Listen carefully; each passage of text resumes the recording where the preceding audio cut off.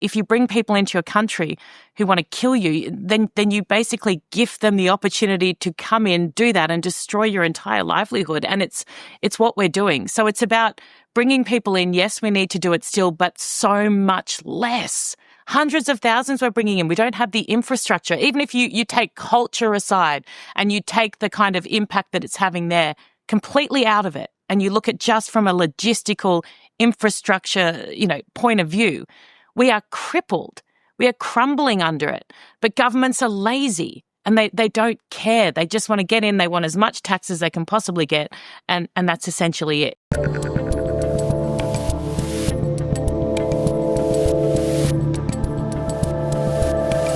All right, I'm Dave Rubin. This is the Rubin Report, and joining me today for the first time on the Rubin Report, although I'm very confused as to how this has not happened before, is the host of the Erin Molan Show, Erin Molan. Erin, hello. Dave, thank you. Finally. I mean, I've been waiting, desperately hoping for the call. It hasn't come as yet, but finally, you've woken up to your senses. I thought you had good taste. I know. I don't know how this did not happen before. We only have now spoken for 30 seconds before this recording started. And I said to you, you were on my short list of sane people. And unfortunately, that list keeps getting sort of shorter and shorter. But so real quick, for someone watching this that doesn't know you, I think I'll garner something by your accent in just a moment. But could you give a little kind of 101 on who you are? And then I think it'll become obvious very quickly why I'm such a fan of what you do. Absolutely. My name is Erin. I've been in Australian television and radio for 20 years now, but prior to this kind of current space, which is political commentary, national security, foreign affairs focused, I was a sports host, so a sports anchor. I was the kind of Erin Andrews of Australia, they used to say, the first woman to host Friday Night Football and lots of different sporting programs. And about 3 years ago, moved to Sky News Australia. Politics and foreign affairs was always the love. I'm the daughter of a major general and a senator who cared deeply about not just his country, but Western civilization and all the things that go with that. So that was always the passion. I got a little bit tired, Dave, of talking about blokes' groins at 11 p.m. on a Friday night. I thought there's got to be more to life. As I approach 40, if this is my purpose, then I really need to rethink and relook, which I did. And entered a whole new world. That all kind of fell apart at the end of last year in a lot of different ways. I basically was forced into going independent for the first time in 20 years, lost all of my jobs. And look, some of them related to the goings on in the world, others, i.e. Sky News, I was far too expensive for them. They said budget reasons, so I'll take that. I'll take that. And decided to kind of head out on my own and have been doing it for, say, the past 3 or 4 months. And it's been incredible. I focus a lot on the Middle East. I think that's where I became a little bit known to American and Middle Eastern audiences, was my commentary surrounding Israel post-October 7. And not for a second did I think any part of it would be considered controversial, Dave, but this is the world we live in. I stood for Israel, the innocent victims of that heinous attack, and I condemned absolutely and staunchly the perpetrators of that attack. And for some reason, that seemed to anger a fair few people. But for me, I go to bed every night absolutely assured that I'm on the right side of history. And it shapes a lot of what I do now. Yeah, so I think already people can see a few things here. So you were part of mainstream. People don't know. I actually wanted to be an ESPN anchor, a Sports Center anchor when I was a kid. So you had this, that's why Sage Steele and I always hit it off, because she had my dream job. She ended up doing politics. Everyone knows I was in Australia for a couple weeks in November, and you were actually on our side of the pond at that point. So we missed each other. Australia, I find to be a very, very interesting place, because you guys are basically the size of the United States geographically, but you're in a very remote part of the world. You're an island that's a continent. We've got 350 million people. You've got 27 million people. But the big thing that you guys seem to be struggling with is something that we're all struggling with in the West, which is this immigration situation. Yeah. And I thought in Melbourne particularly, it was very, very obvious. We spent a couple days there, and we were all kind of like, well, where are the Australians? Where's Crocodile Dundee? He doesn't seem to be here. I've been looking for him for 20 years, Dave. If you found him before me, I'd be really annoyed. He's a little older now. The skin is probably a little more crocodile-like. I think he still lives in Australia, right? Look, do you know what? I have this on breakfast radio. I used to be part of a comedy trio, and will surprise a lot of people. a lot of our audience at the time as well. But we had this game, Alive or Dead, because I am really across world events in a way that not a lot of others are. Have you died? No clue. It's the one space I cannot keep up with. So we would play this game. And right now I'm thinking Crocodile Dundee I don't know if he's even still alive. Mick Dundee is alive. Someone confirmed. We're going to have them. Yes, I'm getting a nod. Mick Dundee is alive. Yeah. Well, that is wonderful news. Paul Hogan? Paul Hogan, of course. And yes. Paul Hogan, he's alive. He's alive. Wait, he's your national hero. I know. This won't be listened to far and wide, will it? No, of course not. but look. But talk to me a little bit about the immigration situation there, because the country does seem to be grappling with something in a really weird way, because, again, you guys are so remote. Everyone kind of thought, I don't know, we're just going to like surf and have great abs. And then this thing happened. And now it seems like you guys don't know exactly what to do with it. Yeah, it's a fascinating area of discussion. And it's also somewhat terrifying in lots of ways. And I guess different to the United States, particularly prior to Trump. We differ from you guys in that ours is legal. The vast, in fact, almost all of it is legal immigration. And we have governments who rely heavily upon that for their bottom line because it suits them immensely. Who it doesn't suit is not only everyday Australians who can't afford to enter the property market, who can't find jobs, who wait in traffic for hours and hours, who struggle to get medical care and all the facilities, but also the incredible immigrants who have come to Australia over the last 100 years or so who have contributed immensely to this country. I mean, they came to this country for a reason, and now they look around and they don't recognise the country that they fled their own homes for. And you've got to put people into two categories. You've got an issue with there's too much of it. The volume needs to come down significantly, and that you can't argue against that. You look at rental lines for people trying to find homes in Australia now, and they are kilometres long. It is insanity. It's insanity. And that's not just in elite suburbs. That is everywhere. But you look at the calibre of person coming in, and this matters, and it's not racist to talk about it. It's not racist to say that people we want to come into our country must in some way, shape or form base level respect what we value. You know, even if they don't want to jump on board with it, they have to respect our right to value what we value as a nation and not try and change that. And the issue we have now is that we've welcomed so many people into our country who don't align with what we believe in. I look at October 7 as, and you know, this is not just what happened on that day. The issue is so much bigger, as we're seeing in Europe, in the UK particularly, in America as well. But 2 days after, prior to an IDF boot hitting the ground in Gaza, we saw people, Australians, who had obviously come to this country, but Australians in this country now, celebrating outside the Opera House. And those images went around the world. And what terrified me, Dave, and I'm sure you can relate to this. And they were saying gas the Jews, by the way. They weren't saying gas the Israelis. And, look, and again, this is before they... Yeah. Absolutely. And celebrating. So there was no... I mean, even the people who, you know, the pro-Palestinian protesters post, the war in Gaza, who pretend and purport to care about kids in Gaza, none of them do for a millisecond, we know that. These guys couldn't have even pretended to care because nothing had happened in Gaza as yet. All the bloodshed was in Israel. The only blood in Gaza was the blood of the hostages who'd been dragged back, and they were celebrating on the steps of the Opera House, images plastered around the world. And what I thought at this moment, not overly surprised, because there is evil everywhere you go. You will never rid nations entirely of people who are evil.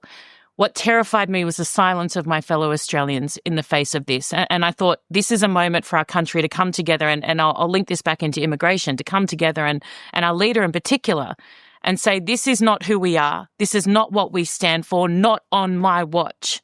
And we failed miserably. And not just leaders, not just those in the community in positions of power, but everyday Australians were silent. And I thought, we've got a real problem here. We've got a real problem. Who are we? Who did my dad go to Iraq for? Who did our forefathers go to war for?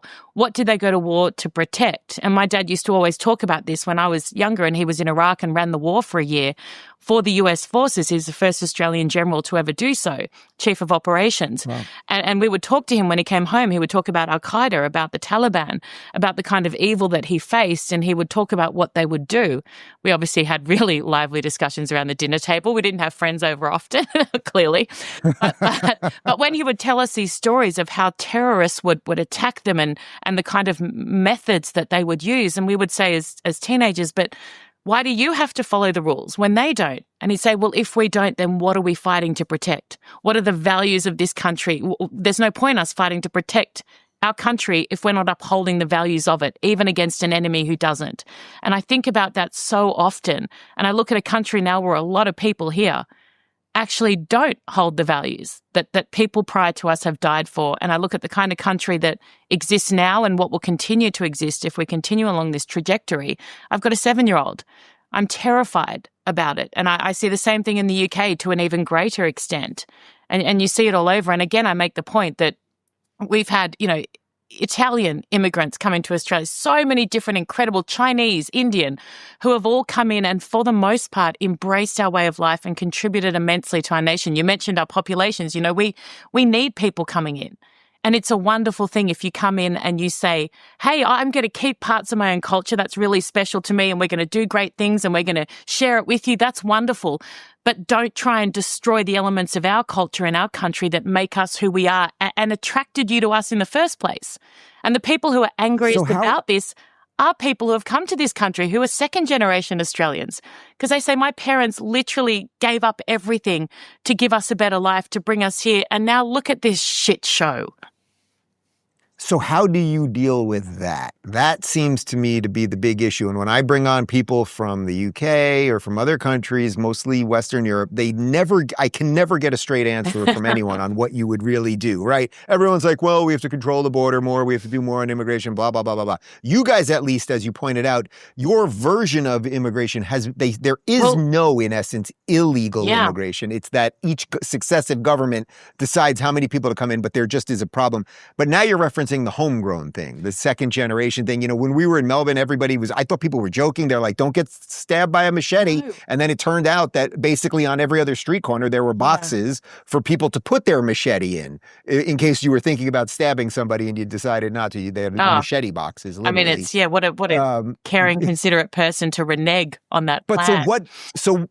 Right, exactly. You're walking to stab somebody and then you suddenly have your come to Jesus moment. But what do you do? I mean, what do you think? Do you think your country will do something? Absolutely, but we need a government in place who's got the balls to do it. And excuse that phrase, I'm an Australian, so we kind of lean into that kind of language. Right. It's far more effective. But you look at our current government, you look at our Prime Minister, who was pro-Palestinian, and I always do the little, because it is never about, if it was about pro-Palestinian, you would be supporting the only country trying to rid the innocent people in Gaza of the people trying to destroy them, which is Hamas.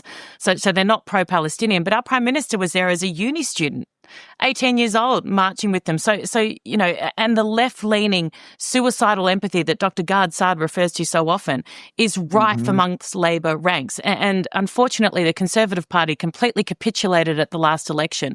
But we've got a couple of really good people that if we can get into power, Andrew Hastie, for example, a former soldier, really common sense, and his hardline stance on immigration is what we need. And it's not about not being kind. It's not about not having empathy. It's about taking care of the people we have in this country and protecting them. I said this a couple of days ago, or a couple of weeks ago, forgive me, something to the effect of, if you bring people into your country who want to kill you, then you basically gift them the opportunity to come in, do that, and destroy your entire livelihood. And it's what we're doing. So it's about bringing people in. Yes, we need to do it still, but so much less. Hundreds of thousands we're bringing in. We don't have the infrastructure. Even if you take culture aside and you take the kind of impact that it's having there completely out of it, and you look at just from a logistical infrastructure, point of view, we are crippled. We are crumbling under it. But governments are lazy. And they don't care. They just want to get in. They want as much tax as they can possibly get. And that's essentially it. So it's got to be, we're lucky. It's policy. It's good, strong policy and a population who recognises it. And I reckon we're getting close. We were close at the last election and then there was just a capitulation. And I think, the Liberal Party, which is a Conservative party here, completely panicked. They lost their way. They forgot what they stood for. They started to backtrack on different things. They panicked with Labor's attacks and they just capitulated essentially. But a strong opposition to come in and say, hey, this is what we're going to go to the election on. Immigration, so your kids can rent a bloody property when they're 20, not be at home with you when they're still 50, even though I would love my daughter to still be at home with me at 50. But I think that's strong policy. You'll see what happened. Wait, you mean when you're 50 or when she's 50? I mean, I'm so far away from 50, Dave. I couldn't even imagine that time. When she's 50, she's all I've got. Yes, then it would be nice. Then it would be nice. You know, it's interesting. You referenced your Liberal Party, which in essence is, to us, would be a more conservative party, but you guys at least understand what the word liberal in the classical sense means.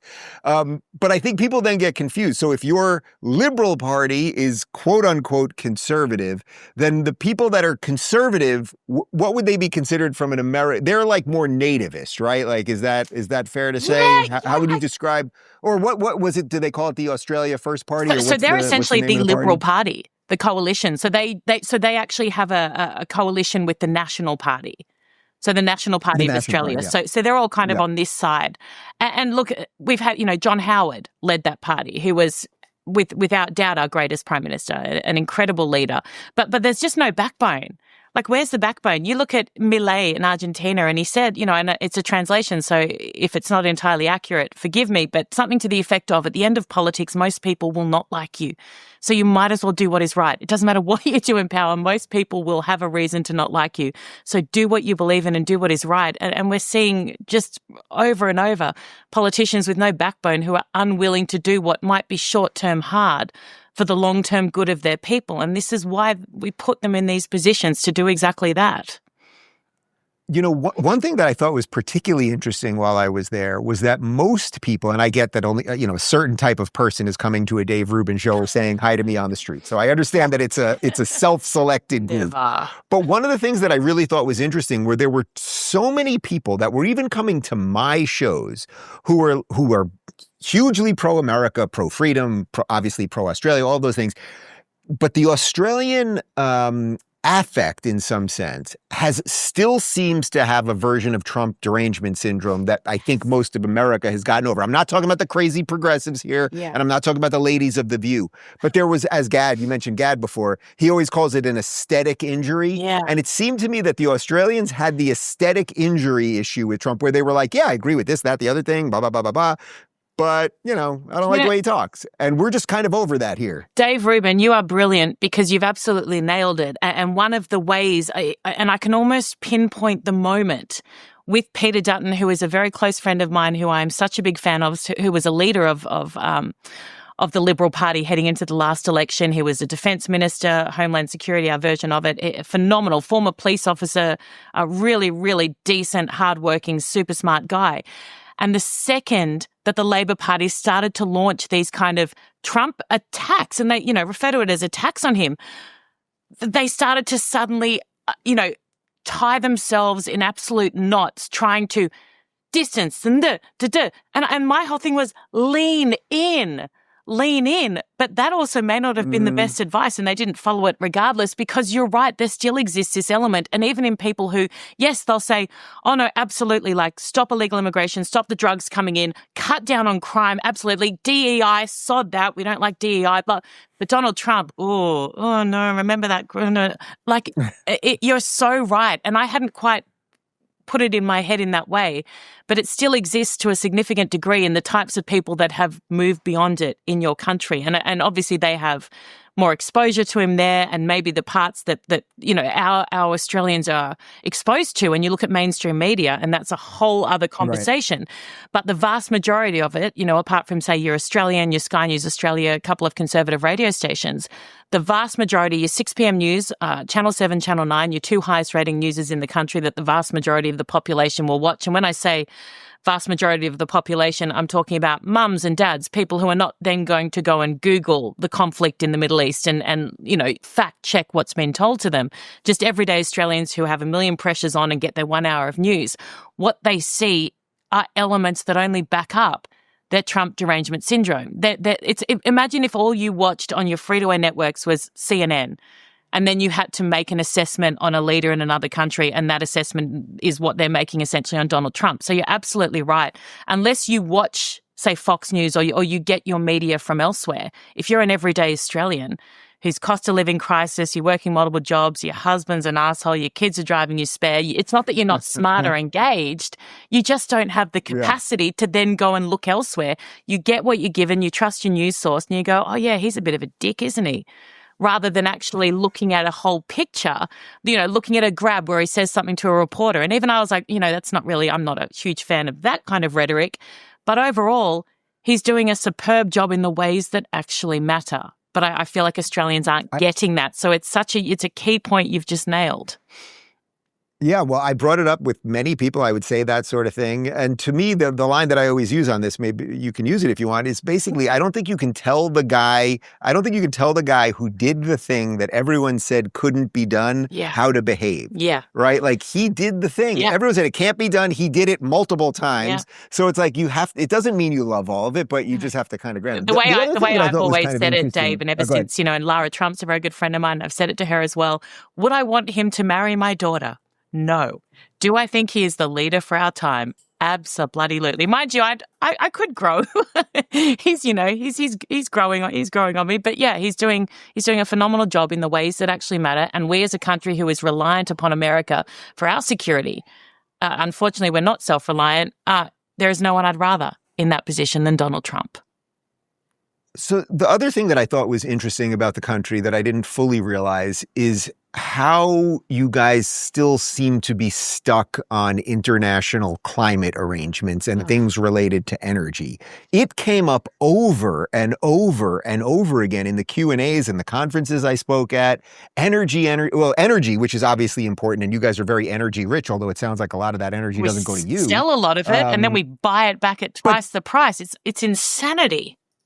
So that's one version of it. But the other version is that you guys seem to still want to hit all of these kind of artificial mandates of these globalist accords. And I went to these conferences and I was like, guys, from an American perspective, I don't know what you're talking about anymore. No one cares about this stuff. I think the real moment for me, and I covered it, Joe Hockey, who was the Australian ambassador, fairly close with Trump, used to play a bit of golf with him, went to the DNC and the 5-day big conference that they have. And his assessment afterwards, and this is the most recent one prior to the last election, was, I was at this 4 years ago, and climate change was probably mentioned by every speaker 10 times, even in a 2-minute speech. It was mentioned once. Once at the last one. So if the Democratic Party have kind of realized, we need to pivot, then surely the rest of us need to follow suit. And I find it, care about the environment, absolutely, we all should, we need to, but what our country and our governments have committed to is utterly ridiculous. It's embarrassing given what the rest of the world continues to do. It makes no difference. Particularly for us, it makes no difference. So we are, again, crippling ourselves, it seems to be a real theme here, to try and appear to be good, decent people who care. It makes no sense. And I feel like you're right, though. I was having this discussion yesterday with a friend who's just developed a really clever renewable energy, and it comes off waste matter or something. Really clever, really smart. But the discussion wasn't about, it enables me to go and boast, or, it gives us brownie points because we look like good people. This is smart. It makes sense. We still use coal up until we need to, and da-da-da-da-da. We've got to bring that element back to it. But at the moment, we're signing up to stupid things. And look, even the Liberal Party, who initially were roped into it and agreed, which was just stupid. But I understand why, because as you said, a lot of the country still thinks that we should be doing this stuff, even though it doesn't make a difference. Let me ask you one other thing, and then I think we should do this. You want to do this once a month or so? I feel like we should do this once a month. I think, yeah. But let me ask you one other thing. As someone that has bounced around from mainstream to independent and everywhere else, and I'm pretty sure I know your answer already, but I find that there was as we have become ascendant in the alt media, and as mainstream media has become descendant, it was really working for a while. And there were new ways of getting information, and especially during COVID, uncovering a lot of stuff that the mainstream media wouldn't let us see. And it's really been great. And it seems to me in this last year or so many people that kind of look like us, that sit in these boxes, have so obviously become propagandists. We're now finding out plenty of people are bought and paid for. There's a click addiction. The algorithms feed the sort of worst impulses. You know all that stuff. Yeah. What do you make of the general state of alt media? And what do you do to make sure you don't become affected by all of those pressures to whatever extent that's even possible? It's a great question, and I love that you've chosen to end on this. I think it's very ironic, and I've thought a lot about this. I look at people say to me often, and have said for a while, you know, you're Australia's Megyn Kelly, or you're the next Megyn Kelly. And not that I want to be specific with names here, but I look at these people that have celebrated their independence by saying, I'm no longer controlled by mainstream media, by agendas, by advertisers, by, you know, the powers that be. I can now be fully independent, only to then go and be this to money and clicks and things that don't align with their values and never did, but all of a suddenly their change of heart is very interesting. I think it's sad. I think it's getting close to reaching a point where it won't work anymore. I think it's worked because it's almost like a car crash. People are invested. It's entertaining. It is entertaining to a degree, but I think people inevitably always want to go back to truth. And for me, Dave, I don't exist in an echo chamber. I could, and it would be far more pleasant for me to do so, but I am constantly challenging my narrative. I'm constantly challenging what I believe. I'm constantly looking at other sources, even if I find them completely punishing. And again, I've made a commitment to tell the truth and to say the truth. And it makes it a lot easier in my current existence because I don't think we actually have one sponsor yet. So this is the best way to do it. Just don't accept money off anyone. It's hard to pay your mortgage and it's hard to survive, but you're never swayed. And so I think I'll just do that for the rest of my existence. But I think, I genuinely, I've been in positions where there have been things on the table, or there have been great benefit to me taking a line, or there have been I can see down the track, this will be really good for me in this way, this way, and this way if I approach this like this. And I never have, and I never would. And I look at even now, my base is conservative, but I will come out when, I've got a gay brother, and there was a big uproar here in Australia, and Sky News went quite hard on it. There was a book at a library that wasn't part of a class where you had to go in and they did it as education to kindy kids and said, hey, this is what is normal and this is what you should do, and two dads and a child. It was a book in a library, so if a child in that school wanted to go in and see a family that reflected theirs, then they could. And I came out really hard in support of this. And I got my brother to write a letter, who's a pilot, who contributes to this country, would be a better dad than 99% of other dads that I know. And I stood tall on that. And there was backlash again. There are other things that I come out knowing that my base will not agree with me and I will lose followers off the back of it. And I still do it. And I think that's the test, right? They know that when I say something, I mean it. And I despise terrorism. I despise terrorist states. And I am unlikely to ever, well, in fact, I won't ever fall prey to any of that. So I think it comes down to who you are at your core. And I thought some of those people had integrity at their core, but I've been sorely mistaken. I think people can see why this will be just the first of many times, finally, that we will do this. Erin, it has been an absolute pleasure. Bless you, and thank you for everything you do. You are so phenomenal, and we're so lucky to have you and your voice, so thank you. Thank you. If you're looking for more eye-opening and worldly conversations, make sure to dive into our international playlist. And if you want to watch full interviews on a wide variety of topics, watch our full episode playlist, all right over here. And to get notified of all future videos, be sure to subscribe and click the notification bell.